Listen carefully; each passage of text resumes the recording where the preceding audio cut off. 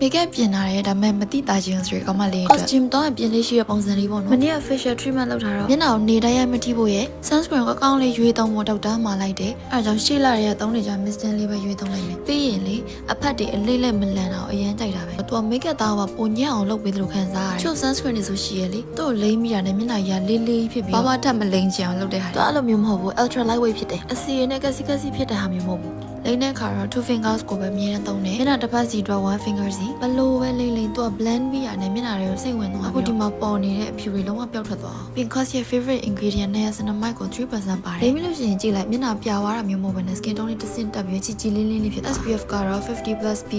လေးလုံးဒါကြောင့် UVA UVB တွေအကုန်လုံးကာကွယ်ပေးတယ် concealer သုံးပြီးလို့ရှိရင် concealer foundation ကိုနည်းနည်းလေးပဲသုံးထားတယ်တကယ်လည်းလင်းသင့်တဲ့နေရာလေးတွေပဲသုံးထားတယ် sunscreen နဲ့ foundation မှာ sunscreen ကိုအဓိကလိမ့်ထားသလိုဖြစ်နေရပါတော့ Pin nose contour လုပ်ပါမယ် cos ပြထားတဲ့နေရာလေးကိုပဲပွားလေးပဲထည့်ထားတာပြီး accusal လေးဖွားလေးဆွဲထားတယ်မျက်ခုံးတော့လွတ်နေတဲ့နေရာလေးတွေပဲထည့်ထားတယ်ပြီးမျက်ခုံးပွေးအတွက် mascara ကိုပဲသုံးထားတာပေါ့နော်ဒီနောက်မှာ fluffy brows တွေပို့ပြီးတော့ခစ်စားနေရဆိုတော့ပန်းနေကိုလည်းပန်းရောင်လေးနည်းနည်းလေးထည့်ထားတယ်မျက်လုံးလေးရောပဲpowder ကိုလည်းအထီးဆုံးနေရာလေးတွေမှာသုံးပြီးတယ် color changing lip gloss လေးနည်းလေးဆိုထားလိုက်တာနောက်ဆုံး step ပေါ့နော်သူစီမှာဒီလိုအိတ်ဆောင်ဘူးသေးလေးလည်းရှိသေးတယ် sunscreen ကိုအပြင်ထွက်မှာမဟုတ်ဘူးအိမ်ထဲမှာမနှက်ရောက်ပြီဆိုတော့လည်းလိမ့်မှန်လိမ့်ကြည့်နော် skin barrier အရင်ကောင်းလာတာသိတာ skin care အာနိသင်ကလည်းအမှပို့ပြီးပြတယ်အဲ့လိုဆိုရင် skin မကောင်းလာစရာအကြောင်းမရှိဘူးလို့ပြောချင်ပါတယ်